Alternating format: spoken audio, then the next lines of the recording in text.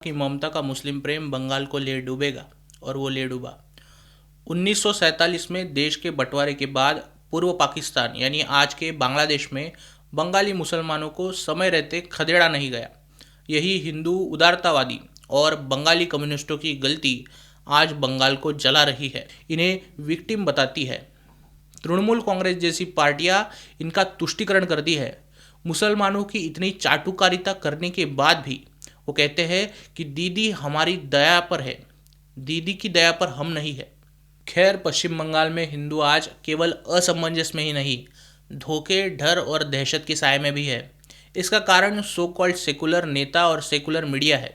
आज जब मुर्शिदाबाद के हरगोविंद दास और चंदन दास मरे हैं तो उनके परिवार में जाकर रविश ये नहीं कहेंगे कि नमस्कार, मैं रविश कुमार, क्या आपके परिवार में कोई समस्या है, मैं आपके परिवार की कोई मदद कर सकता हूँ।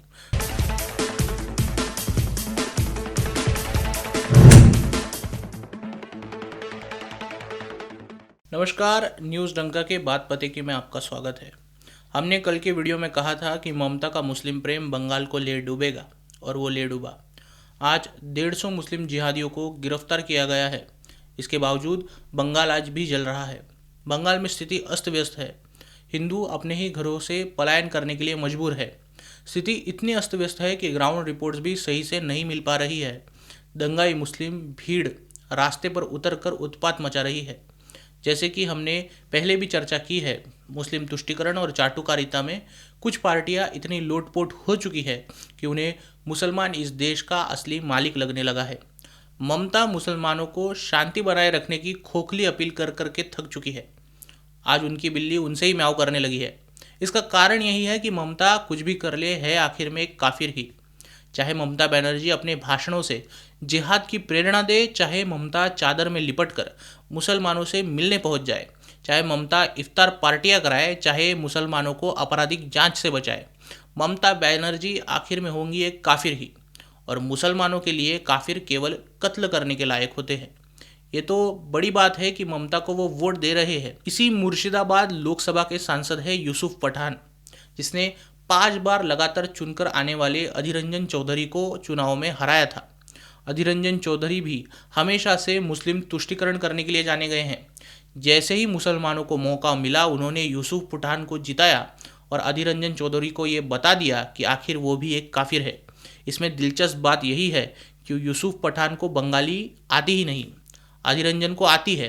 बंगाली, बिहारी इस लड़ाई को सिर्फ हिंदू लड़ते हैं, मुसलमान केवल मुसलमान और काफिर की लड़ाई लड़ते हैं।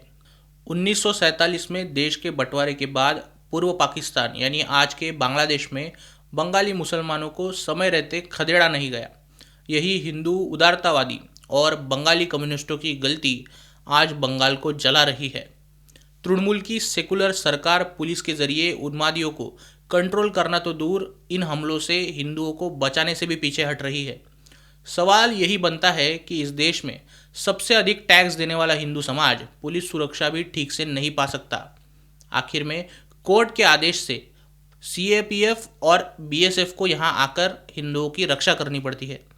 सोचने की ये बात भी है कि जब मुस्लिम जिहादी बांग्लादेश जला सकते हैं तो फिर वो भारत क्यों नहीं जला सकते। वो तो भारत को अपनी धरती मानते तक नहीं। वहाँ बांग्लादेश में जिहादियों ने तख्ता पलट क्या कराया, यहाँ पश्चिम बंगाल के जिहादियों के हड्डी पर 4 किलो मांस चढ़ाया है। जितने भी बांग्लादेश से सटे जिले हैं वो आपको मुस्लिम बहुल इलाके मालूम पड़ते हैं, और जहाँ मुस्लिम मेजॉरिटी होगी वहाँ कानून व्यवस्था को मुसलमानों की जूते की नोक पर रखकर कानून चलाया जाता है। जब इस्लाम का मानना यही है कि गैर मुसलमानों को मौका मिलते ही कत्ल करना चाहिए, उनके लिए यही एक मौका है। छुपे रहो, घात लगाकर बैठो, मौका मिलते ही गर्दन पर वार करो। मदरसे की पढ़ाई में यह सब बड़े चाव से सिखाया जाता है। 2 हिंदुओं को घर से घसीट कर मारा गया है। अस्पताल, एम्बुलेंस, पुलिस वैन, बस, सरकारी और निजी गाड़ियों जो भी मिले सबको जलाया गया। धुलिया गंगा में 5000 जिहादी रेलवे ट्रैक पर उतर आए हैं, इसीलिए रेलवे सेवा भी रोकी गई है। सच कहे तो इनकी टेक्निक ही गलत है। हिंदू गांव, तहसील, जिला, प्रांत जो मिले छोड़कर भाग रहे हैं। हमें तो आज तक समझ नहीं आया ओलंपिक की दौड़ में हिंदुओं को मेडल क्यों नहीं मिलता। हमें भागने की बड़ी अच्छी प्रैक्टिस है। 100 साल पहले हम अफगानिस्तान से भागे, फिर ओमान म्यांमार से भागे। जब हमारी प्राणप्रिय मातृभूमि का विभाजन हो रहा था तब पाकिस्तान और बांग्लादेश से भागे। कुछ सालों बाद कश्मीर से भागे। अब कुछ महीने पहले मणिपुर से भी भाग आए। आज पश्चिम बंगाल से भी भागने वाले हैं। ये सवाल तो और भी है कि अगर हम इतना भाग ही रहे हैं तो आखिर भाग भाग कर हमें रुकना कहाँ है, या फिर हमें अपनी धरती से जब जब खदेड़ा जाएगा तब तब हमें सिर्फ भागना होगा। खैर, पश्चिम बंगाल में हिंदू आज केवल असमंजस में ही नहीं, धोखे, डर और दहशत के साए में भी है। इसका कारण सो कॉल्ड सेकुलर नेता और सेकुलर मीडिया है। आज जब मुर्शिदाबाद के हरगोविंद दास और चंदन दास मरे हैं तो उनके परिवार में जाकर रविश ये नहीं कहेंगे कि नमस्कार, मैं रविश कुमार, क्या आपके परिवार में कोई समस्या है, मैं आपके परिवार की कोई मदद कर सकता हूँ। ध्रुव राठी उसके सब्सक्राइबर्स की सबसे बड़ी टोली से अपील करके ये नहीं कहेगा दोस्तों बंगाल मत जलाओ, ये गैर संवैधानिक है। अभिषेक बैनर्जी अपने तर्क देकर ये नहीं कहेगा कि बहुसंख्यक जिहादी मुस्लिम अल्पसंख्यक हिंदुओं के घरों दुकानों को जलाकर उनकी स्वतंत्रता को खतरे में डाल रहा है। ममता की आंखें इन जिहादी दंगों से खुलेंगी और वो हिंदुओं की रक्षा करेंगी, या फिर किसी भी लिब्रांडो सेकुलर की आंखें खुलेंगी इनके अत्याचार देखकर वो अपना हृदय परिवर्तन करेंगे। अगर ऐसा आप समझते हैं तो ये आपकी गलतफहमी है। याद रखिए, ये वही लोग हैं जो मुसलमानों के अपराधों पर पर्दा डालते हैं। लिब्रांडो वकील कोर्ट में इनके केस लड़ते हैं। लिब्रांडो मीडिया इनको शील्ड देती है। तृणमूल कांग्रेस जैसी पार्टियां इनका तुष्टीकरण करती है। मुसलमानों की इतनी चाटुकारिता करने के बाद भी वो कहते हैं दीदी हमारी दया पर है, हम दीदी की दया पर नहीं। हिंदुओं की रक्षा के लिए हिंदुओं को फिर से एक बार पलायन करना होगा।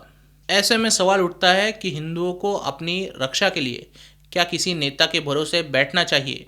क्या हिंदुओं को हमलों से रक्षा के लिए प्रतिबद्ध नहीं होना चाहिए?